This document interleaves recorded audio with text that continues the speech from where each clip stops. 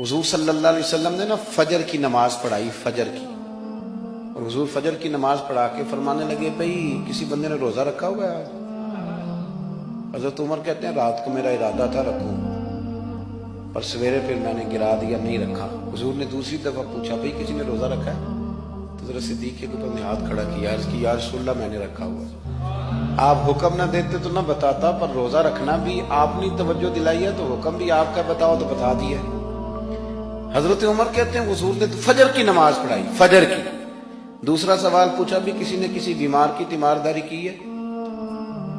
تو حضرت عمر کہتے ہیں میں نے فٹافٹ عرض کی یا رسول اللہ ابھی تو نماز فجر پڑھی ہے، تو اب گھر جائیں گے تو تیمارداری کریں گے۔ تو حضور نے فرمایا عمر تو ذرا ٹھہر جانا، جلدی نہ کر، ٹھہر نہ ذرا، رک تو صحیح۔ تو حضرت عمر فاروق رضی اللہ تعالیٰ عنہ فرماتے ہیں میں چپ کر گیا۔ حضور نے فرمایا بتاؤ بھی کسی نے تیمارداری کی ہے؟ تو صدیق اکبر نے ہاتھ کھڑا کیا،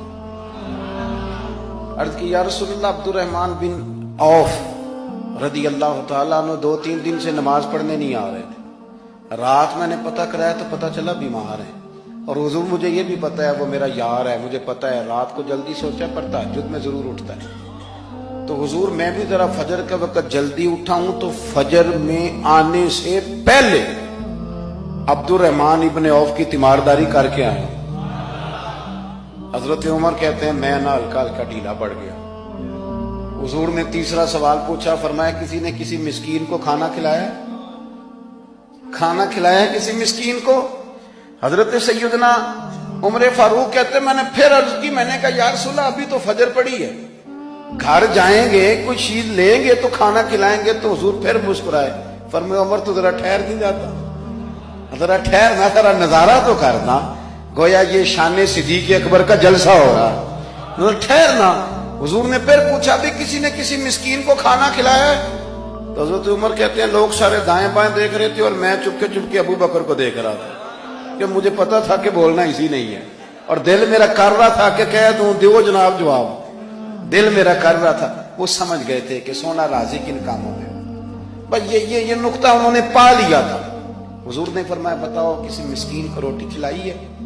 تو جناب سیدنا صدیق اکبر نے ہاتھ کھڑا کیا، عرض کی یا رسول اللہ سویرے اٹھا ہوں تو چھوٹا بیٹا بھی اٹھ گیا تھا، اور میرے وضو کرتے سنت پڑھتے ماں سے کہنے لگا بھوک لگ رہی ہے، تو ماں نے 2 روٹیاں بھی پکا دی۔ تو حضور ایک اس نے کھائی، دوسری اس کے ہاتھ میں تھی۔ جب ہم نکلے ہیں نا گھر سے تو دروازے پہ ایک فقیر کھڑا تھا، مسکین کھڑا تھا، کہہ رہا تھا رات سے بھوکا ہوں، کوئی دروازہ کھلنے کا انتظار کر رہا تھا، ابو بکر سب سے پہلے تیرا ہی کھلا ہے۔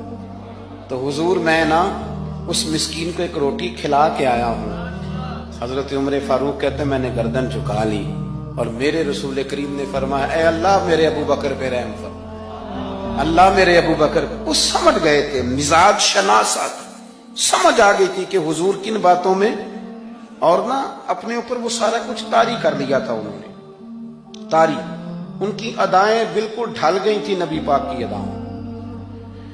3 دن وہ غار ثور میں رہے تو ہمارے صوفیاء فرماتے ہیں کہ ان پر تجلیاں بھی بڑی محبوب کی معرفت کی۔ جب مدینے آئے نا نبی کریم کو لے کے، تو کچھ لوگوں نے حضور کی زیارت کی تھی، کچھ نے نہیں کی تھی، تو کچھ آتے تو نبی پاک کی دستبوسی کر کے بیٹھ جاتے، حضرت ابو بکر سے ہاتھ نہ ملاتے، اور کچھ صرف حضرت ابو بکر سے ہاتھ ملاتے اور حضور سے ہاتھ ہی نہ ملاتے۔ میری بات پہ توجہ ہے آپ حضرات کی؟ تو کچھ لوگوں کو نا شبہ ہونے لگا، وہ معاذ اللہ سمجھنے لگے کہ شاید یہی اللہ کے رسول ہے۔ حضرت صدیق اکبر یہ کیوں شبہ ہوا؟ تو ہمارے محدثین فرماتے ہیں کہ ابو بکر صدیق بولتے بھی اس طرح تھے جو میرے نبی پاک کا طریقہ، بیٹھتے بھی اس طرح تھے جو رسول پاک کا طریقہ۔ کہتے ہیں انہوں نے امامہ باندھا ہوا تھا تو جو امامے کا پیچ حضور کا ڈھیلا رہ گیا تھا ان کا بھی ڈھیلا رہ گیا تھا، اس طرح اپنے آپ کو مزاج میں ڈھالا تھا، تو من شدی من تو شدہ، میں اس طرح ڈھالا تھا مزاج میں، اس طرح کہ کوئی فرق ہی نہیں نظر آتا تھا۔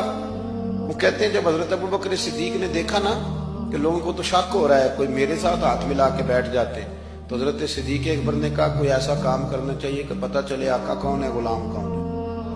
اٹھے، کندھوں پہ چادر تھی، وہ اتار کے نہ تو حضور پہ سایہ کر دی، لوگوں کو پتہ چل گیا کہ سایہ کرنے والا کوئی غلام ہے، اور جس پر سایہ کیا جا رہا ہے وہ آقا ہے۔ کیا خوبصورت نقطہ لکھا ہے مفسرین نے شارحین فرماتے ہیں تھوڑی دیر کے لیے، تھوڑی دیر کے لیے، تھوڑی دیر کے لیے حضرت ابوبکر صدیق نے حضور کے سر انور پر اپنی چادر کا سایہ کیا تھا۔ اللہ کے رسول نے احسان کا بدلہ یہ دیا، نیکی کا بدلہ یہ دیا کہ قیامت تک ان کی قبر پر اپنے گنبد کا سایہ فرما دیا، قیامت تک گنبد کا سایہ کر دیا۔